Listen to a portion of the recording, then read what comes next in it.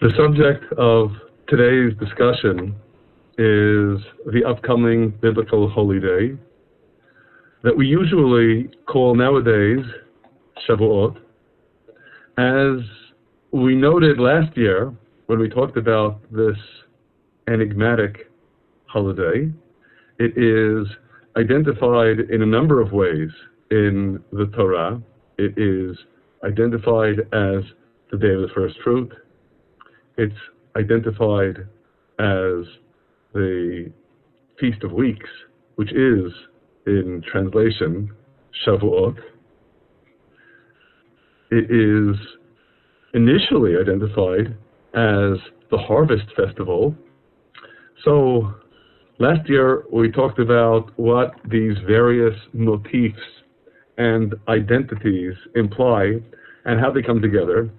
I'd like to focus today especially on one of those titles for this holy day. It is an especially prominent title. It is the Day of the First Fruit.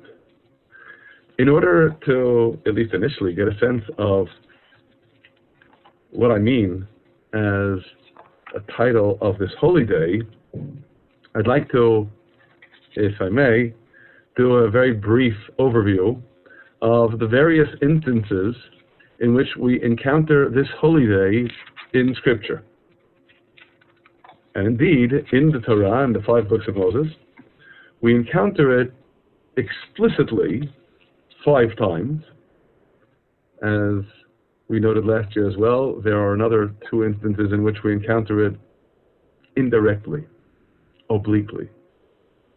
We will, God willing, get to those a little bit later. But to start with the explicit references, we begin with the first, which is Exodus chapter 23, verse 16. In introducing the cycle of the holy days,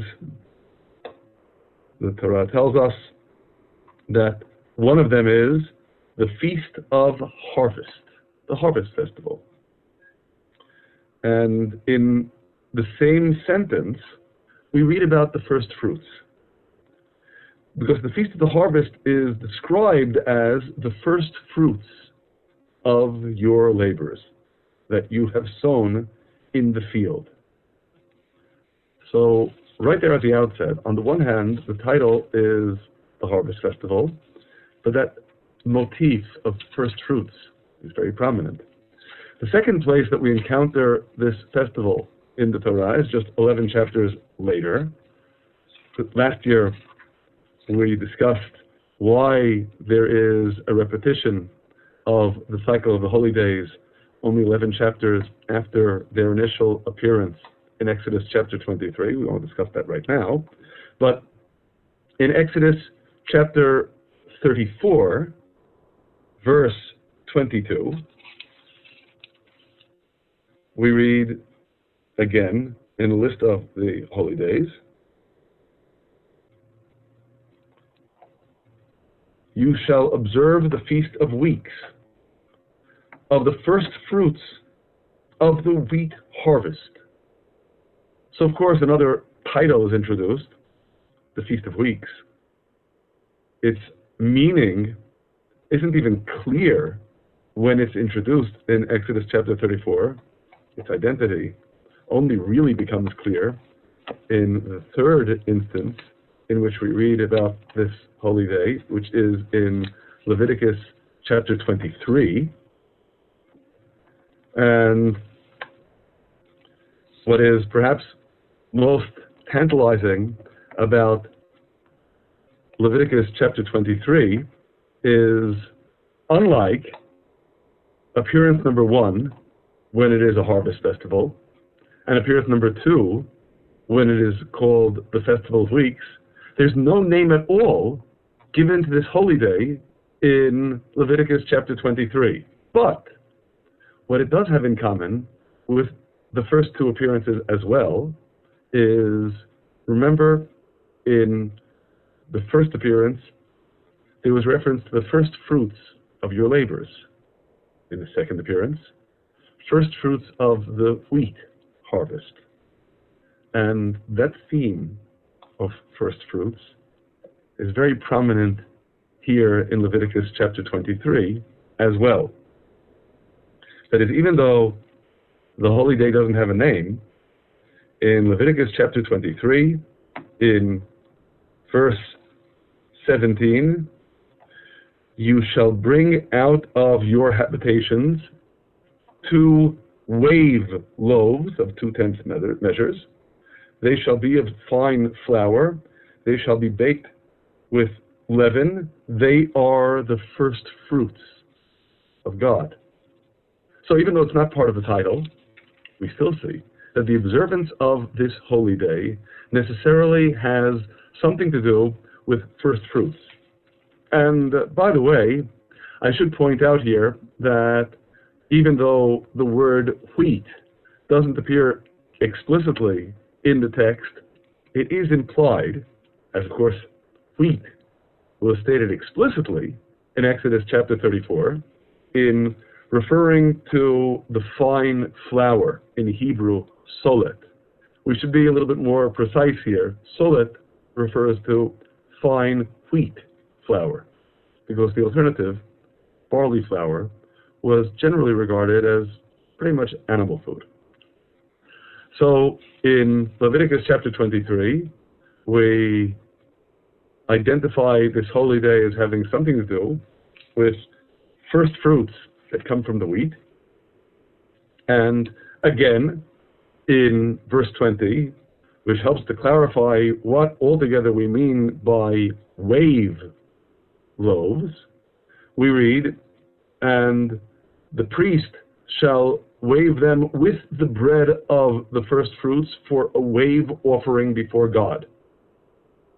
And of course, once again, what we note with respect to this identity of the holy day is the bread is called the bread of the first fruits. So once again, that motif of first fruits is somehow prominent here. The fourth instance in which we encounter this holy day, it's much more explicit.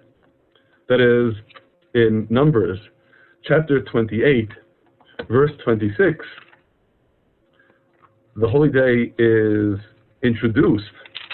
The name given to it is on the day of the first fruits.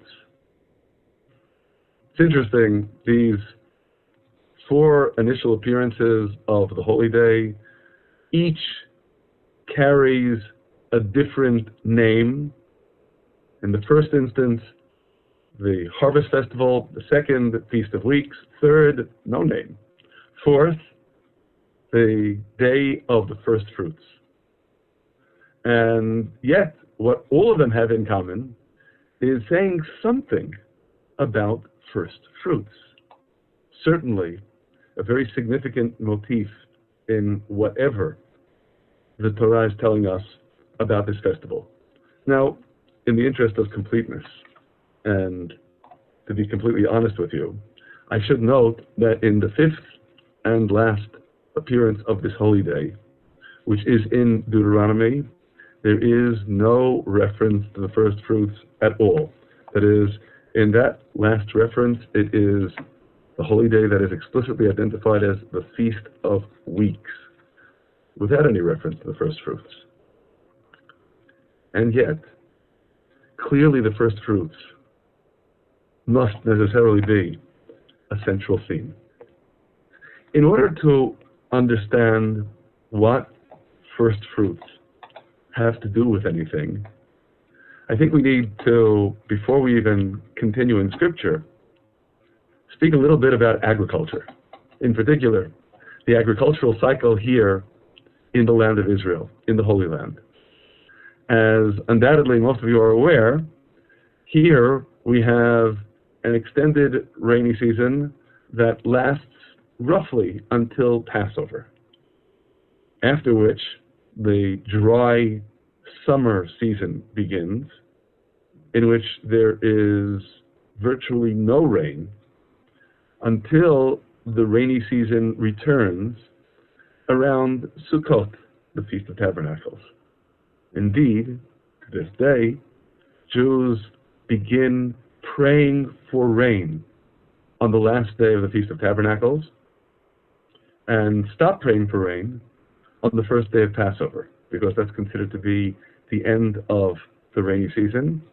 And I'll note that rain during the dry season can even have negative consequences. But that's getting more into the details of the agriculture than is really necessary for our discussion. What's important for us to appreciate, of course, is that since the rain is coming during the winter season up until Passover, that's what provides the drive for all of the growing. And as a result, it is at Passover that the harvest begins. The Passover isn't considered to be the harvest festival.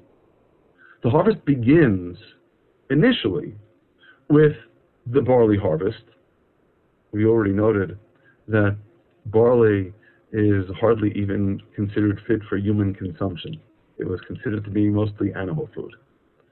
The principal harvest that was important to sustain society, to keep people alive, was the wheat harvest that begins around now, around the time of the harvest festival. In addition, besides the grain harvests, of course, there's also the crop of fruit, the fruit trees. So, of course, fruit trees ripen at different stages over the course of the summer months. But here too, since the rains provide the basis for all that growth, the harvest of the fruit begins around now. Even though when we read of the first fruits pertaining to this holy day, when the first fruits are identified explicitly in Exodus chapter 34 and in Leviticus chapter 23, it's first fruits of the wheat harvest. This is the time that the ingathering of the first fruits, when they ripen on the trees, begins. And that necessarily brings us to considering another passage in Deuteronomy that's about the first fruits. So I have to grant there isn't any reference here explicitly to this holy day. And in fact, the first fruits were brought to the Holy Temple not only on this holy day, but over the course of the ensuing summer months as well. Still, maybe indirectly, obliquely. What we read in Deuteronomy chapter 26 about the first fruits provides a message for us in understanding just what the significance is of this day of the first fruits for each and every one of us. Reading then in Deuteronomy chapter 26, from the beginning of the chapter, it will be when you are come into the land that God your Lord gives you for an inheritance, and you possess it and dwell therein, that you shall take of the first of all the fruit of the earth, all the fruit of the land, that you shall bring of your land that God your Lord gives you, and shall put it in a basket, and shall go to the place that God your Lord will choose to place his name there. And you shall go to the priest who will be in those days, and say to him, I profess this day to God your Lord, that I am come to the country that God swore to our forefathers to give us. And the priest will take the basket out of your hand and set it down before the altar of God your Lord. And now that we've described the actions, beginning with verse 5, we read of the declaration. And this is critical because even though, as we all know, actions speak louder than words, the words explicitly convey a purpose and intent, the meaning. So with verse 5, you will speak and say before God your Lord. An Aramean was attempting to destroy my father. And he went down to Egypt and sojourned there with but a few, and became there a nation, great, mighty, and populous. And the Egyptians dealt badly with us, and afflicted us, and laid upon us hard bondage. And when we cried out to God, the Lord of our fathers, God heard our voice, and looked upon our affliction, and our labor, and our oppression.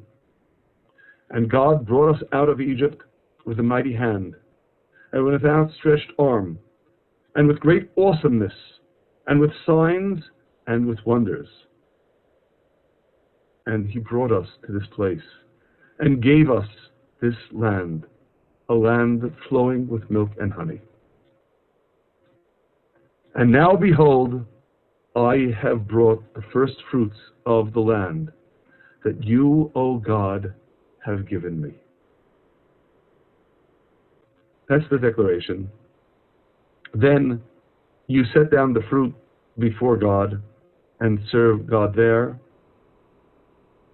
This is a ceremony that was repeated every year in the Holy Temple by all those who were bringing their first fruits of the land to the temple.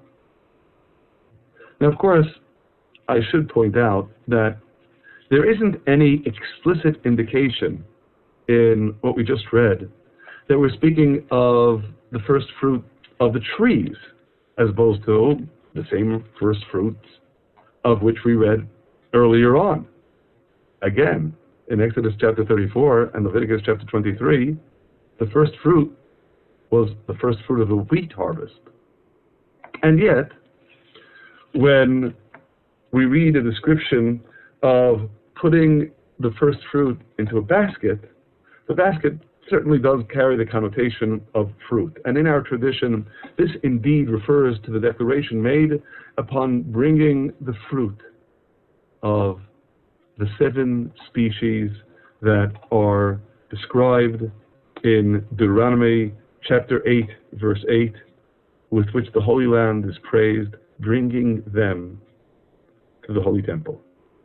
And again, of course, I'm going to repeat that this did not necessarily happen on the holy day of Shavuot, the holy day that's called the day of the first fruit, because much of the fruit wasn't ripe yet. And people, different communities, would ascend to Jerusalem, the Holy Temple, with their first fruit. On this day, by tradition, this was the beginning of the season of bringing the first fruit, and throughout the summer months. It's important for us to appreciate what indeed is the purpose, the intent in bringing the first fruit, which is so aptly expressed in that declaration that we just read. I'd have to say that we can summarize this declaration with 2 principal motifs. One, of course, is kindness, recounting God's kindness in bestowing all of this goodness upon us. And, of course, we should stress that this is not something we can always assume, that when people experience all this wealth and bounty, when people are reaping the produce of their land, that they'll know enough to give thanks where thanks is due, to God. So the first motif, of course, is gratitude for that kindness that then God showers upon us. And together with the gratitude, the kindness itself of God in bestowing this upon us. These are the two motifs. The kindness of God, the gratitude that we express. In focusing upon these two motifs, kindness and gratitude, it's important for us to appreciate that the kindness necessarily figures on two planes. One, we already noted. Obviously, the kindness elicits the gratitude. It's what spurs us to say thank you to God. But there's another critical aspect that we need to stress here, and that is when we turn to God and say thank you to Him for His kindness, that's supposed to reflect upon us, if you will, boomerang to us, in making us express the kindness ourselves. Small wonder, then, that when you consider the conclusion of Deuteronomy chapter 26, verse 10, we began reading the verse. The verse begins with the end of the declaration. And now, behold, I have brought the first fruits of the land that you, God, have given me. And then what? Then you shall set it before God your Lord and serve God your Lord. And in verse 11, and you shall rejoice in every good thing that God your Lord has given you, you and your house. But not only you and your own household, and the Levite and the stranger who are among you. In other words, when you say thank you for God's kindness, when you express your gratitude, make sure it engenders in you kindness as well. It's noteworthy that returning to Leviticus chapter 23, which was really the most elaborate discussion of this holy day, at the end of the description of the holy day, and it's really quite glaring that in verse 21, after describing the offerings, remember, the bread of the first fruit, we read, and you shall proclaim on this very same day that it may be a holy gathering to you. You shall do no productive labor. It shall be a statute forever in all your dwellings throughout your generations. In other words, declare it as a holy day. And the next verse seems almost incongruous. Verse 22, and when you reap the harvest of your land, you shall not altogether remove the corner of your field when you reap, nor shall you gather any gleanings of your harvest, that which is left behind in the field. You shall leave them to the poor and to the stranger. I am God your Lord. And you know, when you consider this verse in its context, it even seems strange. We're talking about holy days. What does that have to do with holy days? Just because this is something that happens at the same time of year, because you're harvesting the field? There are a lot of things that you do when you harvest the field. Why does this have to be stressed here? Because the message of the first fruit is again a message of gratitude for God's kindness. If you got that message, you ought to be expressing it, showing your kindness to those who are in need. In the last instance in which we encounter this holy day in the Torah explicitly, in Deuteronomy chapter 16, this motif arguably is even more central. That is,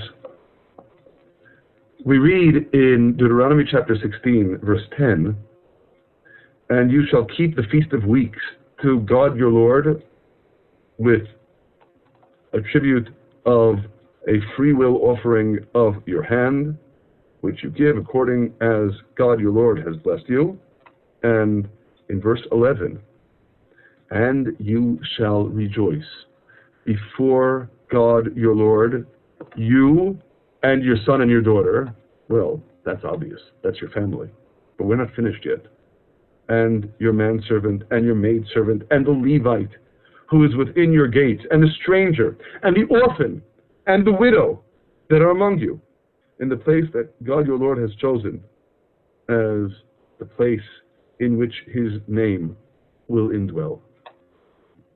In other words, once again, here, I grant, the theme of first fruits isn't even stated explicitly.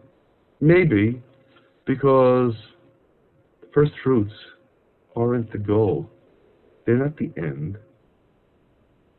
The goal is, as we appreciate again in Deuteronomy chapter 26, that when you bring your first fruit to the Holy Temple, when you recount God's kindnesses and say thank you, you become a more godly human being, and you extend that kindness outward. You keep on going with it. And that's exactly what we're reading in verse 11. Again, everyone, including the Levite, the stranger, the orphan, the widow, all those who are in need. Because if you really integrate that message of what God is doing for you, you know to do it for others. That is, after all, the key to becoming godly. God is the ultimate giver.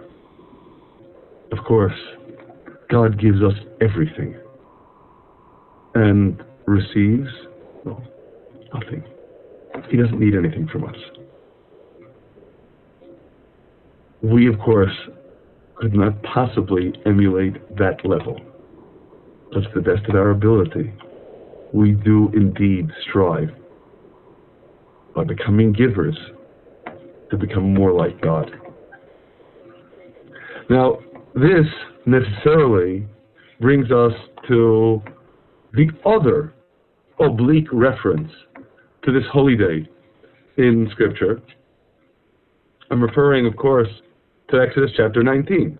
Now, Exodus chapter 19 makes no reference either to this holy day or to any particular date.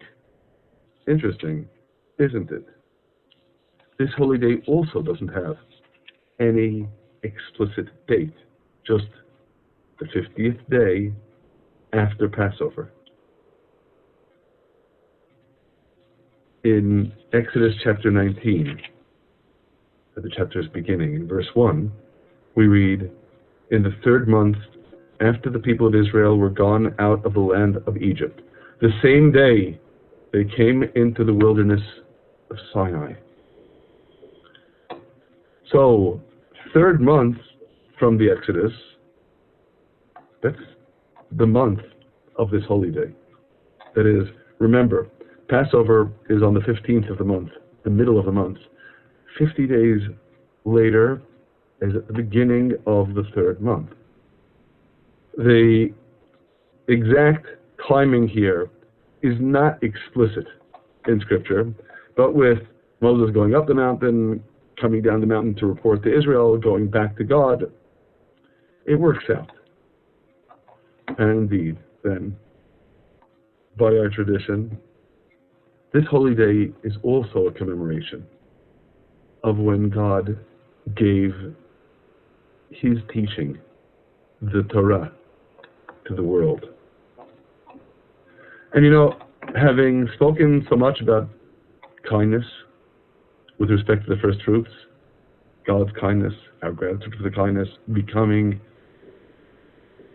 conveyors of kindness to the world ourselves, what essentially is the message of the Torah? It's of course significant to note.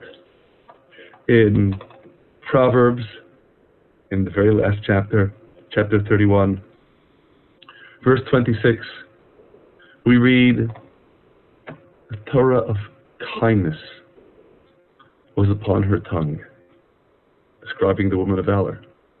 The Torah of kindness, because that's the identity of the Torah.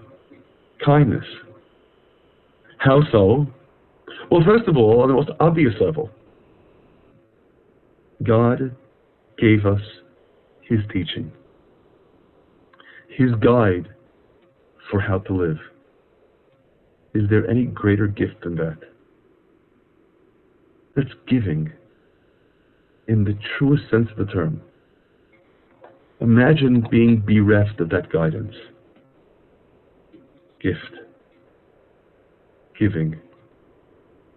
God's kindness in bestowing upon us His teachings, His guidance. Beyond that general observation, more specifically, we have an ancient tradition that notes, consider how God is manifest at the beginning and at the end of His teaching, the Torah. Well, of course, the beginning of the Torah is creation. We already noted that's the ultimate giving, because God is giving us existence. God is giving us everything. But even more specifically, in Genesis chapter 3, after Adam and Eve have sinned, so granted, there is punishment. There is punishment because when there is responsibility, there must be punishment. But there's still kindness. Immediately afterward, in Genesis chapter 3, verse 21, God, the Lord, made for the man and his wife coats of skin and clothed them. You think about it, how ironic. They only realize their nakedness after violating God's command, thwarting His will, and eating of the forbidden tree of knowing good and evil. But now that they know they're naked, someone's got to clothe them. Clothing the naked is one of the archetypal forms of kindness that we bestow upon those who are in need. God shows the way. Even after the sin, is that divine kindness. With that, if you will, the Torah begins. And how does it end? It ends in Deuteronomy chapter 34, verse 6, last chapter. Moses has died. Someone's going to have to bury him. And He buried him. God buried Moses. And there also, without attempting to understand just what happened, Moses was denied entry into the Holy Land. Still, God's kindness extends to Moses even after his life is over. We have an ancient tradition of referring to burying the dead as true kindness, the ultimate kindness, because, it's the one kindness in which the beneficiary of that kindness can never pay you back. So just consider this. The Torah begins with kindness and it ends in kindness. Granted, there is so much about God that is so far beyond our understanding, so far beyond human ken. But the message that God conveys to us in this world is, this is the way I make myself manifest to you in this world, bestowing kindness. The beginning of the Torah, the end of the Torah. We can cite many additional examples throughout the Torah as well. Kindness is the essential message. And maybe in addition, that message of the Torah beginning with kindness and ending with kindness is telling us that the Torah begins, it springs from the underlying basis of the Torah, the root of the Torah is kindness. And it ends in kindness because the ultimate goal of the Torah is kindness. Granted, in the middle, yes, there are laws, there are rules, there are even punishments. Well, you know, without any laws, without any rules, indeed, without any punishments, you end up with anarchy. And that's not kind to anyone. So, of course, there are the laws, and there are the rules, and there are even the punishments. But they're all means to that goal.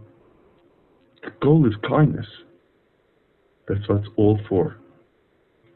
So, if we can attempt to put all this together, consider then the motifs of this holy day.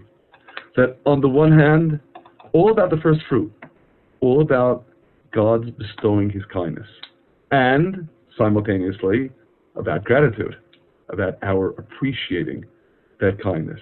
And I should stress here, you know, we don't have the Holy Temple today. We're not bringing the first fruit and expressing our gratitude with that declaration in Deuteronomy chapter 26. But this day, we still do make that declaration every year. Because, as you may know, at the Passover Seder, the core retelling of the story of the Exodus uses those verses in Deuteronomy chapter 26. So to this day, we focus on the kindness and we focus on the gratitude. Our gratitude to God. And engendering in us that kindness that enables us to grow closer to him, to make ourselves more godly. I feel compelled to add here an additional nuance that, granted, is even less explicitly related to this holy day than the oblique references in the Torah that I already noted. And that pertains to the book of Ruth. So what connection altogether does the book of Ruth have to any of this discussion?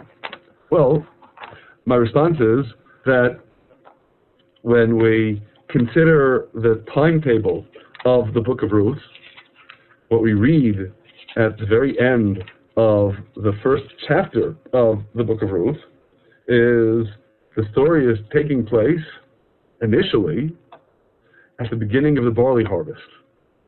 And what we read in the second chapter is that Ruth was following the reapers of Boaz for all of the barley harvest and the wheat harvest. So it certainly is a story that's taking place at this time of year. But there's an additional dimension, and that inevitably pertains to what the book of Ruth is doing there. What is it all about? You know, in the ancient traditions that we have, the Midrash, there's the observation that this book doesn't contain in it any explicit instructions regarding anything, not regarding what is permitted or prohibited, not regarding what is pure or defiled. So what's the purpose of the book? The answer: it's all about kindness. The rewards of kindness. Just to think about all of the major figures in the book of Ruth. Ruth herself, Naomi, Boaz.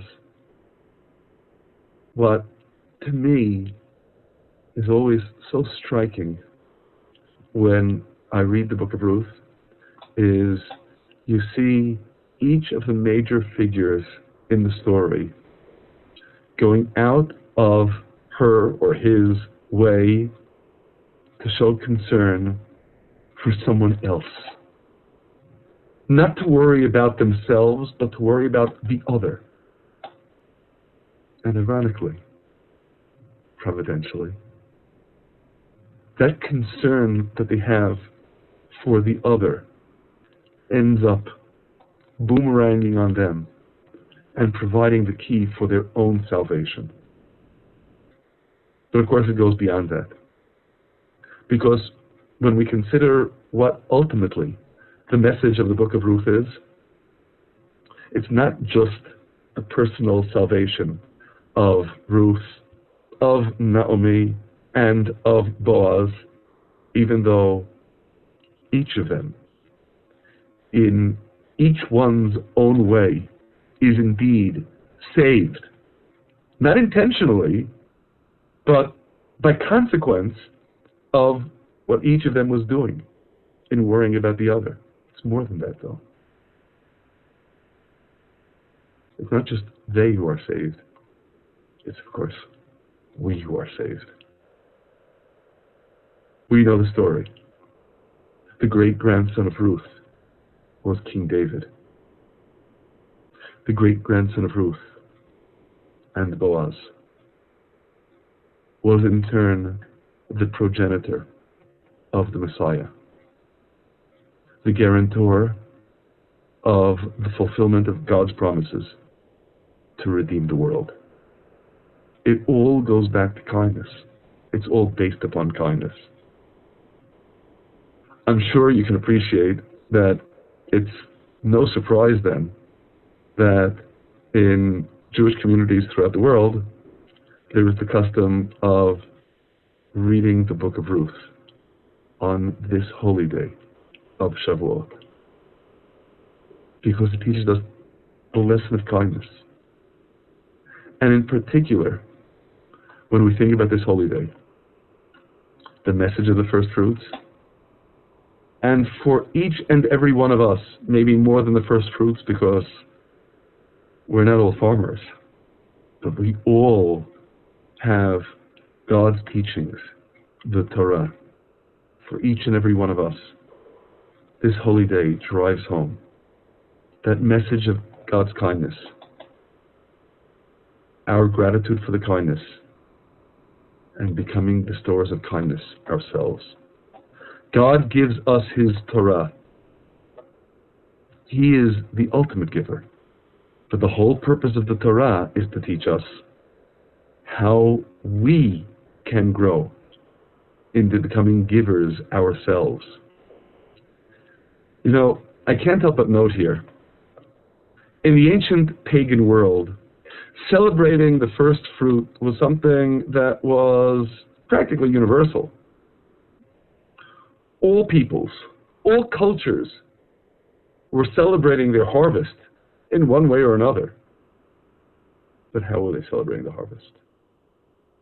You read about ancient pagan rituals filled with cruelty, perversity, the disgusting cruelty that the pagans thought would lead to a successful harvest. Because, so far as they were concerned, the goal was getting the goods. And if you could mollify the gods, if you could somehow find a shortcut, however illegitimate, to ensure a bountiful harvest, that was all that mattered. That was the goal. Nothing else was important. And in the Torah, in the Torah, there's also a harvest festival.